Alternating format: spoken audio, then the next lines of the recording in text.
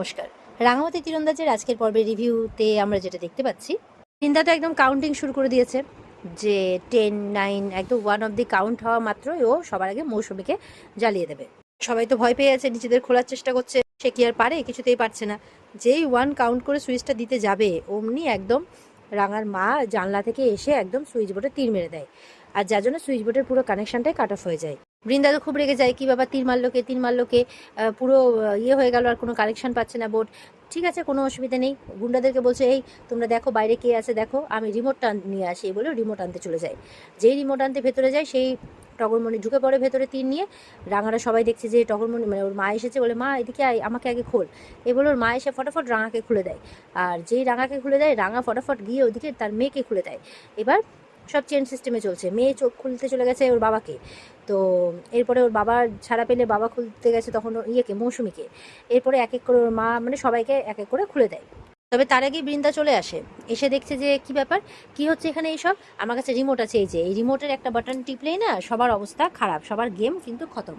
তখন টগরমণি কী করে, তীর মেরে আবারও রিমোটটা হাত থেকে ফেলে দেয়। ওই সুযোগে আবার যারা যারা খুলতে বাকি আছে সবাইকে কিন্তু খুলে দেয়, সবাই ছাড়া পেয়ে যায়। আর রাঙাও তীর মেরে দেয় বৃন্দাকে, তীর মেরে মানে রাঙাই অ্যাকচুয়ালি তীরটা মেরে রিমোটটা ফেলেছিল। তখন বলছে কী ব্যাপার, রাঙা ছুটলো কী করে? তখন অলরেডি অনেকে ছুটে গেছে, তো বাকিরাও যারা যারা বাকি ছিল তারা কিন্তু ছুটে যায়। বৃন্দা তো ভয় পেয়ে যায়, লোকজনকে ডাকছে, একে একে গুন্ডা আসছে, আর একজনকে গুন্ডাকে বিহু মারছে, সৌকর্য মারছে, সবাই মিলে আর মেরে মেরে গুন্ডাগুলোকে ফেলে। বিহুই বেশিরভাগ গুন্ডাগুলোকে মারে আর কি।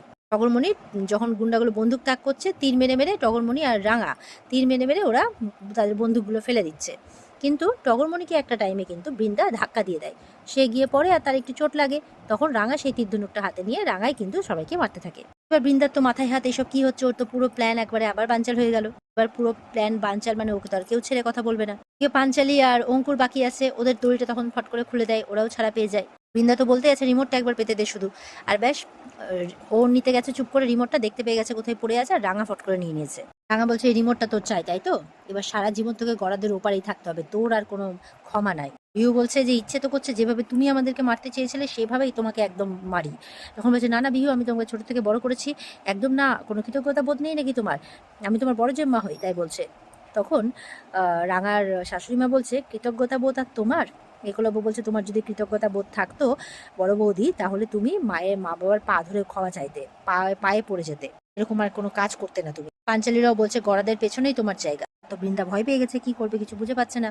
সেইভাবে বলো না পাঞ্চালি, আচ্ছা ঠিক আছে, আমি তোমাদেরকে আর কোনোদিনও বিরক্ত করবো না, তোমাদের কোনো ক্ষতি করবো না, তোমাদের বাড়িতেও কখনো আসবো না, আমাদের ছেড়ে দাও, তাই বলছে। আমাকে তোমরা ছেড়ে দাও, আমাকে ক্ষমা করে দাও। সৌকর্য বলছে কেন ছাড়বে, এই একই রিকোয়েস্টটা স্বামী করেছিল তোমাকে, তুমি ছেড়েছিলে? মানে তুমি চুপ করো, তুমি বাইরের ছেলে, তুমি আমাদের পরিবারের মাঝখানে কথা বলো না। পাঞ্চালি বলছে পরিবার? কিসের পরিবার?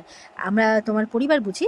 অঙ্কুর বলছে যদি পরিবার হতাম তাহলে এইভাবে তুমি সবাইকে পুড়িয়ে মারতে পারতে না, মানে মারার প্ল্যান করতে পারতে না। আরেকটু হলে তো তুমি সবাইকে পুড়িয়ে মারছিলে। চলে যাবো, সারা জীবনের মতো চলে যাবো, আপনি তো আমাকে এর আগেও ক্ষমা করে দিয়েছেন, ক্ষমা করে দিন না মা। সবাই তো মুখ ফিরিয়ে নিচ্ছে। বিহু বলছে না, তুমি কোনো ক্ষমা করবে না, সারা জীবন ও তোমাকে যে শাস্তি দিয়েছে ওরও উচিত সেই শাস্তি পাওয়া। না তুই আমাকে ক্ষমা করে দে, এর আগে তো অনেকবার ক্ষমা করে দিয়েছিস, ক্ষমা করে দে। তখন একলব্য বলছে সৌকর্য পুলিশকে ফোন করো। তখন একদম রিমোটটা ফট করে কাড়িয়ে নিয়ে বৃন্দা ওখান থেকে পালাতে যাচ্ছে। তখন তো সবাই মিলে বৃন্দাকে আটকাচ্ছে, বৃন্দা একদম মেরে ধরে পালাতে যাচ্ছে ওখান থেকে। এবার আটকাচ্ছে, এই করতে করতে বৃন্দা একদম সেই চেয়ারেই গিয়ে পড়ে, আর ওর হাতে ছিল রিমোট, আর তারে জড়িয়ে গিয়ে একদম রিমোট প্রেস হয়ে যায়, আর নিজেই ওইখানে পুড়ে মরে যায় সঙ্গে সঙ্গে। সবাই তো দেখে অবাক, যতই হোক ওই দৃশ্য তো চোখে দেখা যায় না, হাজার হোক। বৃন্দা যেরকম মানুষ, এরা তো সেরকম মানুষ নয় যে বৃন্দা ওই দৃশ্য দেখলে হয়তো খুশি হতো, কিন্তু এরা তো সেরকম নয়, চোখে কেউ দেখতে পাচ্ছে না, তার এরকম পরিণতিও কেউ আশাও করেনি, কেউ চায়ও নি। কিন্তু বিধাতার খেলা, মানে বাপকেও ছাড়ে না, এরকম একটা ব্যাপার, নিজের গর্তে নিজেই পড়লো। সবাই মিলে বাড়ি ফিরে এসছে, বলছে যাক বৃন্দা নামক অভিশাপটা বাড়ি থেকে দূর হলো, আর কোনো কিচ্ছু আসবে না আমাদের জীবনে। তবে কি ভয়ঙ্কর পরিণতিটাই না হলো না, বাপরে এই দৃশ্য চোখে দেখা যায় না, তাই বলছে। একলব্য বলছে ভাবো তো, এই পরিণতিটা আমাদের জন্য লিখে রেখেছিল, ওই যদি আমাদের সাথে হতো কত যন্ত্রণা পেতে হতো। তখন পাঞ্চালি বলছে তোরা থাম না, এই বিষয়টা নিয়ে আর আর কোনোদিনও কোনো আলোচনা করবি না কেউ, বলে দিলাম। এমনি যা দেখেছি কয় রাত ঘুমোতে পারবো না তার ঠিক নেই। একলব্যের মা বলছে যে ঠিকই, আর আর ওর ওই ব্যাপার নিয়ে আমরা এই বাড়িতে আর কোনো রকম কোনো আলোচনা করব না। তো রাঙামতি বলছে যে ঠিকই বলেছিস রে মা, পাপ বাপকেও ছাড়ে না। রাঙা বলছে কিন্তু খুব খারাপ লাগছে আমার। তো বিহু বলছে ওই মানুষটার জন্য তোমার খারাপ লাগছে? বলে আসলে কি বলতো, তোর বড় জেম্মা না ছিল অনেক বোকা, জানিস তো। জীবনের আসল সুখ কোনটা সেটা চিনেই উঠতে পারলো না। সারা জীবন শুধু টাকার পিছনে ছুটলো আর মানুষগুলোর ক্ষতিই করতে চাইলো।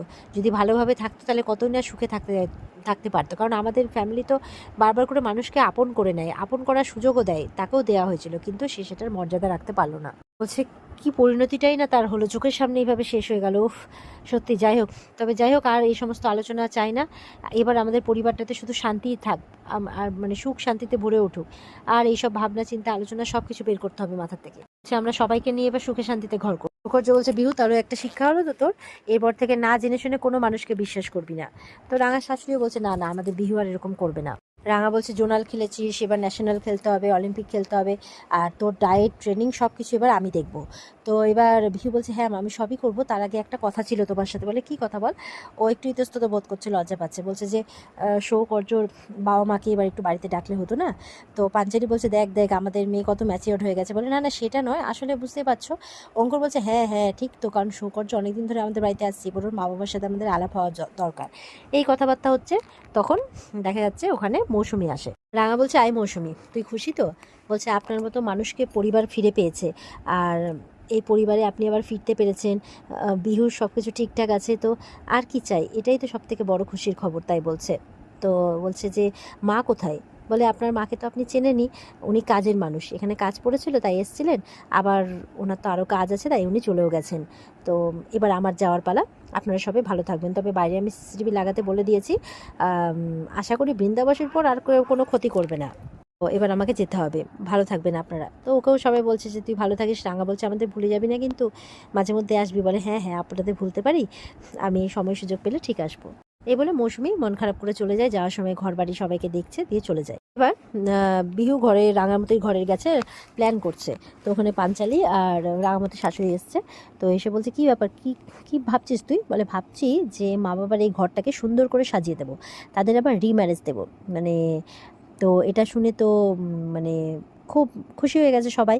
তো রাঙামতির শাশুড়ি মা বলছে, ঠিক আছে, তাহলে আমারও একটা শর্ত আছে। এর আগে তো রাঙা রাগ করবি, এটা আমি দিয়েছিলাম, এবারটাও আমি সব করবো। বলে, ঠিক আছে, খুব ভালো খবর, সৌকর্য এসছে, আমার কি দায়িত্ব আছে? বিহু বলছে, তোর তোর তো অনেক দায়িত্ব আছে। বলে, ঠিক আছে, আমি রাঙামতির মানে রাঙা আন্টির ফ্যান, বড় ফ্যান, আমি জান লড়িয়ে দেবো। তাই বলছে। মানে ফ্যামিলিতে এত ঝড়ঝাপটা পেরিয়ে একটা খুশির আমেজ আর কি। এবার তো ওদেরকে না জানিয়ে কি করে ওদেরকে একটা সারপ্রাইজ দেবে বা সব কিছু প্ল্যানিং করবে, এই সমস্ত কিছু আলোচনা হচ্ছে, দধিমঙ্গল বাকি যত রিচুয়ালস আছে সব কিছু নিয়ে। তারপরে সব কমপ্লিট হলো নাকি রাত্রিবেলা তাদেরকে এই ঘরটাতে ঢুকিয়ে দেবে, যে এই ঘরে আজ থেকে সবাই থাকবে, এরকম একটা প্ল্যান করছে। সৌকর্য বলছে, দেখ দেখ আমার সাথে থেকে তোর কত বুদ্ধি হয়েছে, এরকম প্ল্যান করছে। রাঙার শাশুড়িমা বলছে, আমার কি করণীয়? বলে, তুমি ওদেরকে কিন্তু বলবে না, ওদের কানে যাতে খবর না যায়। বলে, কিছু কেনাকাটা আছে তো? বলে, হ্যাঁ হ্যাঁ সন্ধ্যেবেলা গিয়ে সব কেনাকাটা করে নেবো। এই এর আর কি সবাই মিলে একটা প্ল্যানিং করছে যে বিয়েটা এবার কিভাবে দেবে। তো পুরো একটা খুশির আমেজ, আনন্দের মেজাজ চলছে আর কি বাড়ির মধ্যে। আর এখানে কিন্তু আজকের পর্ব শেষ হয়ে যায়। তো এই ছিল আজকের পর্বের রিভিউ। আশা করবো ভালো লেগেছে। ভালো লেগে থাকলে পর্বকে লাইক কমেন্ট করে জানাবে, আর আমাদের সাথে জুড়ে থাকতে চ্যানেলকে সাবস্ক্রাইব করবে। দেখা হচ্ছে আগামীকালকে। সবাই খুব ভালো থাকবে। টাটা।